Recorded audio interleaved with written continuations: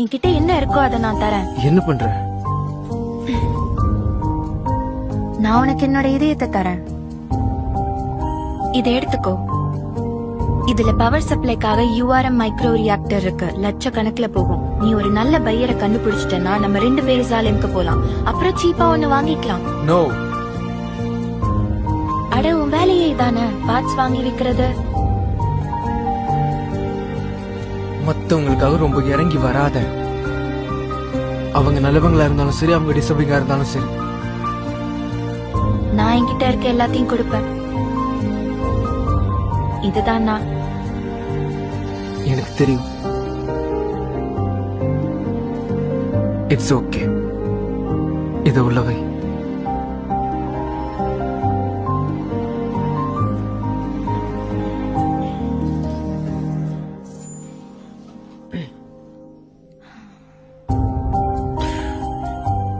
கொஞ்சம் சீரியஸ் ஆயிட்டோமோ?